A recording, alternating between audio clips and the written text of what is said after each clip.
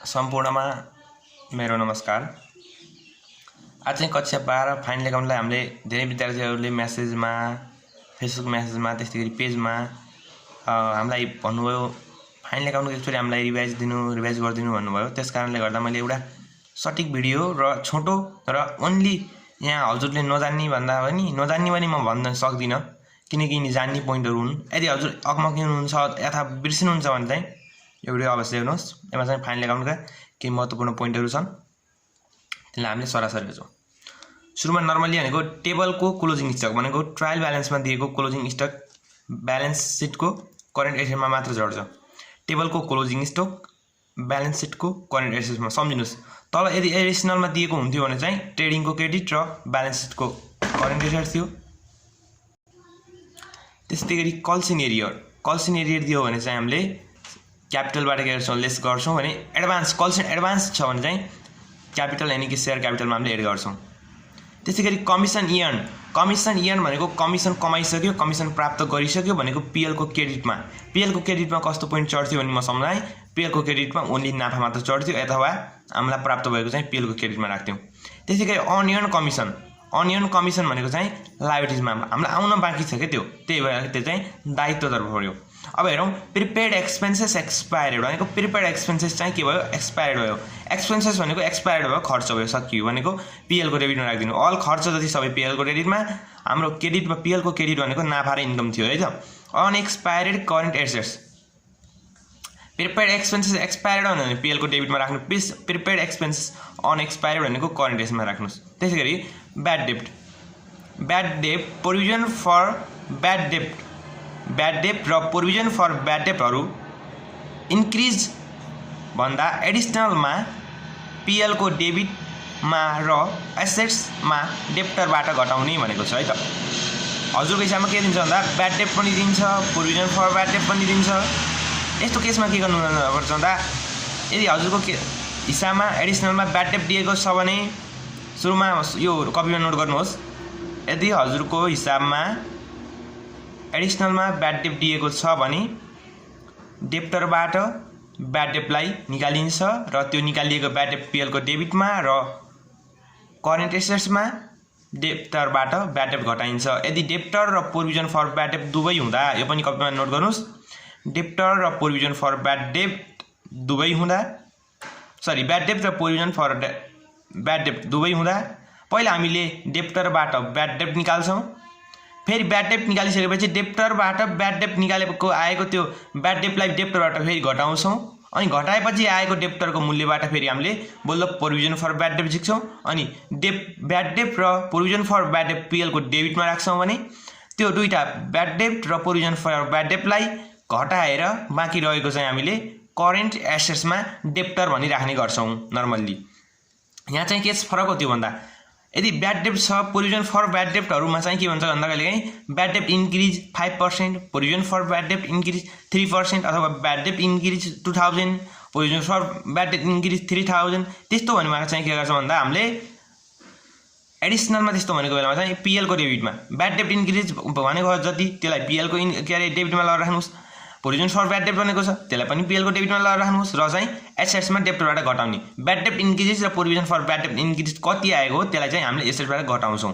अब हाम्रो हेरौँ डिबेन्चर केस। डिबेन्चरमा पनि 3 प्रकारको केस हुन्छ। अब हामीले यहाँ 2 प्रकारको लेखेर रहेछौँ, 1 प्रकारको म आफै बताउँछु। डिबेन्चरमा पर्सेन्ट दिएर भनेको ट्रायल ब्यालेन्समा डिबेन्चर हुन्छ क्रेडिटमा, त्यहाँ चाहिँ पर्सेन्ट हुन्छ 10% डिबेन्चर, 5% डिबेन्चर। बुक एरियालमा मैले भनेको कुरालाई नोट गर्नुहोस्। डिबेन्चरमा पर्सेन्ट दिएर टेबलमा इन्ट्रेस्ट नभए भनेको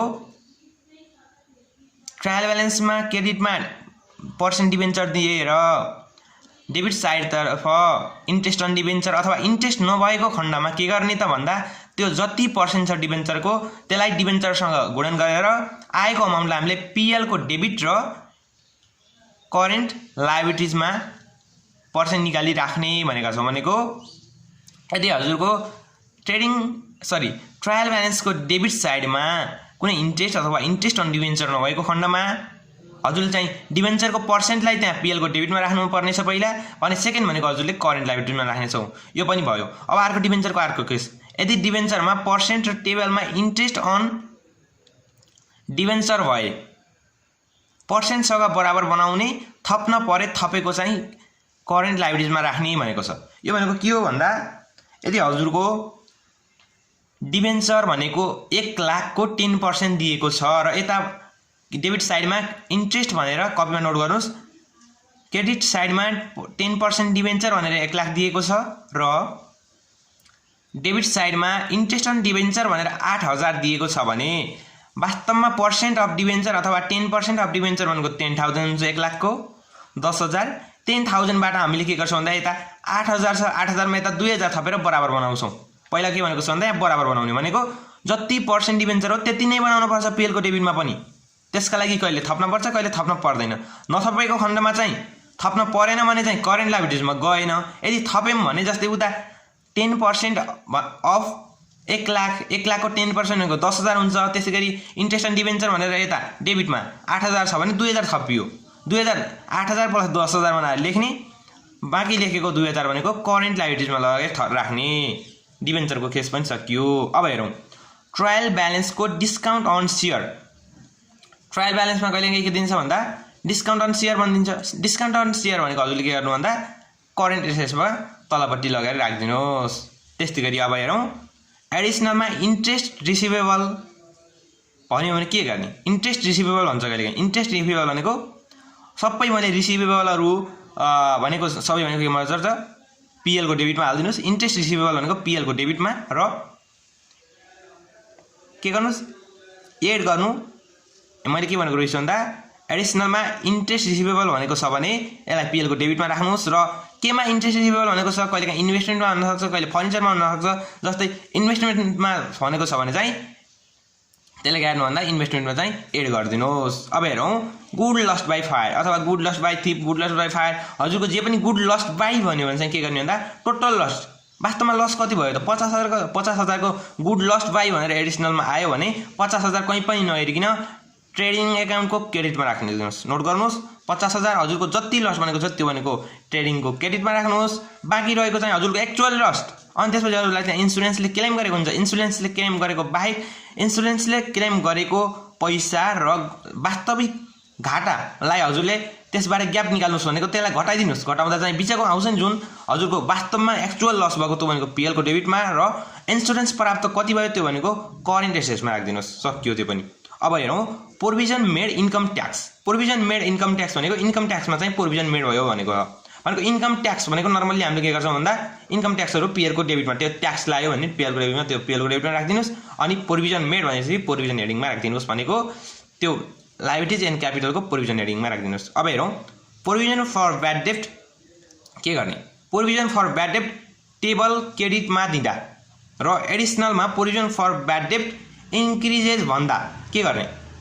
प्रोभिजन फर ब्याड डेब्ट भनेर हजुरको चाहिँ ट्रायल ब्यालेन्सको क्रेडिटमा दिन्छ र एडिसनलमा फेरि के भनिदिन्छ भन्दा प्रोभिजन फर ब्याड डेब्ट इन्क्रिज भनिदिन्छ। त्यो बेला हजुरले के गर्ने, त्यो बेला हजुरले चाहिँ त्यही ट्रायल ब्यालेन्सको क्रेडिट साइडको रकमलाई हजुरले चाहिँ पीएल को क्रेडिटमा लगेर के अरे राख्नुपर्छ। प्रोभिजन फर ब्याड डेब्टलाई त्यही पीएल को क्रेडिटमा हजुरले के गर्नुहुन्छ भन्दा गलत गरेर बिर्सेर अथवा झुक्किएर हजुरले के गर्नुहुन्छ त्यही पीएल को क्रेडिटमा चाहिँ हजुरले इन्क्रिजेज को ब्याड डेब्टको प्रोभिजन फर ब्याड डेब्ट इन्क्रिज राखिदिनुहुन्छ। त्यस्तो नगर्नु होला। प्रोभिजन फर इन्क्रिज यदि यक्स छ भने प्रोभिजन फर ब्याड डेब्ट यक्स छ भने हजुरले के गर्नुपर्ने छ भन्दा यक्स प्लस यक्सको पर्सेन्ट बाई 100 भनेको 20% छ भने 20/100 गर्नुहोस्। त्यहाँ कति आउँछ भन्दा यक्स प्लस यक्सको यदि भनेको चाहिँ यसमा कति इन्क्रिज भएको त्यो आउँछ। त्यो भनेको एक्चुअल इन्क्रिज हो। त्योलाई हामीले के गर्छौँ भन्दा पीएल को चाहिँ केमा गर्छौँ डेबिटमा राख्छौँ। यसलाई पीएल को डेबिटमा र एक्स प्लस एक्सको पर्सेन्ट बाई 100 गर्ने र पीएल को क्रेडिटमा मात्र प्रोभिजन फर ब्याड डेब्ट राख्ने भनेको पीएल को क्रेडिटमा भनेको प्रोभिजन फर ब्याड डेब्ट ट्रायल ब्यालेन्समा क्रेडिट साइडमा दिएका पोइन्टहरू मात्र पीएल को क्रेडिट र हाम्रो तल के अरे पीएल एप्रोप्रिएसन क्रेडिट, त्यसै गरी तल भनेको क्यापिटल, त्यसै गरी लायबिलिटिजको क्रेडिटमा मात्र आउँछन् भने डेबिटका पोइन्टहरू सम्पूर्णमा डेबिटमा जान्छन्। त्यो नर्मल सम्झिनु भयो भने बाँकी भनेको हजुर के भयो भन्दा प्रोभिजन फर ब्याड डेब्ट ट्रायल ब्यालेन्सको क्रेडिटमा दिँदा नर्मल्ली भनेको पीएल को क्रेडिटमा जान्थ्यो। पीएल को क्रेडिटमा गएर पनि हामीले यो इन्क्रिज भनेको इन्क्रिज ब्याड डेब्टलाई चाहिँ के गर्छौँ भन्दा पीएल को क्रेडिटमा राख्दैन। यसलाई भनेको कहिले पनि ब्याड डेब्टहरू इन्क्रिज भयो भने प्रोभिजन फर ब्याड डेब्ट इन्क्रिज भयो भनेको यो भनेको राख्ने भनेको हजुरको भनेको डेबिटमा नै हो, पीएल को डेबिटमा हो। अब हेरौँ हामीले प्रोभिजन फर ट्याक्स। यदि प्रोभिजन फर ट्याक्स केमा दिँदा एडिसनलमा पर्सेन्टमा दिएको बेला भने एडिसनल इन्फर्मेसनले के भन्छ भन्दा कहिलेकाहीँ हजुरलाई प्रोभिजन फर ट्याक्स मेड 5% भन्न सक्छ। यो भन्दा के गर्नु भन्दा हजुरले यो प्रोभिजन फर ट्याक्स भनेको हामीले पिएलमा राख्छौँ भनेको प्रॉफिट एन्ड लस एकाउन्टमा हुन्छ। पिएलमा डेबिट साइड र क्रेडिट साइडको हजुरले के गर्नु भन्दा अन्तर झिक्नु भनेको अरू बेला हजुरले के गर्नु भन्छ भन्दा डेबिटबाट क्रेडिट घटाएर अथवा क्रेडिटबाट डेबिट घटाएर नेट लस अथवा नेट प्रॉफिट निकालिन्छ हामीले पिएल एकाउन्टमा। हामीले यसमा पनि सेम गर्छौँ। के गर्छौँ भन्दा जुन पहिला हामीले त्यो प्रॉफिट अर लस निकाल्छौँ नि त्यही हो प्रोसेस भनेको डेबिटबाट क्रेडिट घट्छ भने त्यो घटाउने अथवा क्रेडिटबाट डेबिट गर्छ भने त्यो घटाउने। बाँकी रहेको कति अन्तर हुन्छ त्यसलाई चाहिँ त्यसमा चाहिँ कति पर्सेन्ट भनेको प्रोभिजन फर ट्याक्स अनि प्रोभिजन फर ट्याक्स भन्ने त्यसलाई राख्ने अनि प्रोभिजन फर ट्याक्स काटिसकेपछि नेट प्रॉफिट अथवा नेट लस के आउँछ त्यो गर्ने भनेको प्रोभिजन फर ट्याक्स हजुरले पिएलको डेबिटमा राख्नुपर्ने रहेछ। कसरी झिक्ने भन्दा यो त्यो ब्यालेन्स सिटको के अरे प्रॉफिट एन्ड लस एकाउन्टको डेबिट र क्रेडिटको अन्तरबाट हजुरले चाहिँ प्रोभिजन फर ट्याक्स पर्सेन्ट झिक्नुहुनेछ। पर्सेन्टलाई हजुरले कन्भर्ट गर्नुहुनेछ क्यासमा। यस त्यसपछि अब अर्को भनेको त यो प्रोभिजन फर ट्याक्स भनेको त कहाँ जान्छ भन्दा डाइरेक्ट प्रोभिजन हेडिङमा भनेको क्यापिटल लाइबिलिटिजको प्रोभिजन हेडिङमा त्यो हजुरलाई थाहा नै छ। अब ट्याक्स पेड भन्छ कहिलेकाहीँ tax paid last year interim dividend general reserve transfer यस्ता हजुरले ट्याक्स पेड लास्ट इयर भनेको यो चाहिँ ट्रायल ब्यालेन्समा आउन सक्छ। त्यो भनौँ भने हजुरले पिएल एप्रोप्रिएसनको डेबिटमा राख्ने हो। इन्ट्रिम डिभिडेन्ड भन्न सक्छ, क्यास डिभिडेन्ड भन्न सक्छ अथवा पर्पोज डिभिडेन्ड भन्न सक्छ। यो भने हजुरले राख्ने भनेको पिएल एप्रोप्रिएसनमै हो। त्यसैले जनरल रिजर्भ ट्रान्सफर यदि एडिसनलमा छ भने हजुरले के गर्नुहुन्छ भन्दा पिएल एप्रोप्रिएसनको डेबिट र हजुरले रिजर्भ एन्ड सरप्लसमा जनरल रिजर्भ ट्रान्सफर राख्नुहुन्छ। यदि चाहिँ ट्रायल ब्यालेन्समा छ यानि कि माथि तालिकामा दिएको छ भने चाहिँ त्यो जनरल रिजर्भ ट्रान्सफर पिएल एप्रोप्रिएसनमा आउँदैन, त्यो मात्र रिजर्भ एन्ड सरप्लस हेडिङमा जान्छ। यस पिएल एप्रोप्रिएसनको डेबिट साइडमा। त्यसैगरी अब हारौँ यो भनेको नर्मल पोइन्ट। यो भनेको हजुरले 11बाट पढ्दै आउनुभएको छ। Outstanding, due, unpaid, to be paid, payable भनेको रिलेटिङ हेडिङमा एड गरिदिनुहोस्। आउटस्ट्यान्डिङ वेजेस भन्छ वेजेसमा एड गरिदिनुहोस्। आउटस्ट्यान्डिङ अनपेड भन्छ, टु बी पेड भन्छ, पेबल भन्छ नि भनेको सबै एउटै हुनु सम्झिनुहोस्। बाँकी भनेको गरिदिनुहोस् जुन हेडिङमा त्यसैमा एड गरिदिनुहोस्। करेन्ट लाइबिलिटीमा लगाइदिनुहोस्। यसको कुरै सकियो। त्यसैगरी एडभान्स भनेको छ एडभान्स, प्रिपेड, पेड भनेको चाहिँ रिलेटिङ हेडिङमा के गरिदिने एडभान्सहरूलाई चाहिँ यो यहाँ मिस्टेक भएछ लेख्दा एडभान्सहरूलाई चाहिँ यसलाई हजुरले के गर्नु भन्छ एडभान्स, प्रिपेड, पेड भनेको छ। जस्तै वेजेसमा एडभान्स दिला अरे प्रिपेड वेजेस भन्ला अरे वेजेसबाट हजुरले प्रिपेड वेजेसलाई घटाउने हो। इन्सुरेन्समा प्रिपेड इन्सुरेन्स आउँछ। इन्सुरेन्सलाई के गर्ने हजुरले रिलेटिङ हेडिङमा चाहिँ के लेस गर्ने र करेन्ट एसेट्समा यो आउटस्ट्यान्डिङहरू, अनपेडहरू, टु बी पेडहरू, पेबलहरू भनेको चाहिँ के गर्ने रिलेटिङ हेडिङमा एड गर्ने र करेन्ट लाइबिलिटी जान्छ भने एडभान्सहरू, प्रिपेडहरू, पेडहरू चाहिँ रिलेटिङ हेडिङमा चाहिँ हजुरले लेस गर्ने र करेन्ट एसेट्समा जाने। यसरी आजको हाम्रो यो भिडियोलाई मैले समाप्त गरेको छु। यति भएपछि हजुरको लगभग फाइनल एकाउन्टको 12 नआउने चान्स मैले त्यति देख्दिनँ। यो वर्ष कोरोना भयो यताउता भयो त्यसले गर्दा त्यति धेरै गाह्रो पनि प्रश्नहरू आउँदैन होला सायद है। रेगुलर पास हुने विद्यार्थीहरूलाई चाहिँ क्वेसन जहिले पनि इजी आएको छ, कहिले पनि गाह्रो आएको छैन। यदि हजुरहरू ब्याकमा हुनुहुन्छ भने चाहिँ हजुरहरूले अझ वृहत रूपमा तयारी गर्नुपर्नेछ। यो भिडियोको लागि यति नै। हाम्रो युट्युब च्यानललाई चाहिँ म्यानेजमेन्ट बग भनेर हजुरले युट्युबमा गएर सर्च गरेर चाहिँ हजुरले भेटाउन सक्नुहुनेछ र सब्सक्राइब गर्नुहोला भन्दै यो भिडियोको लागि यति नै।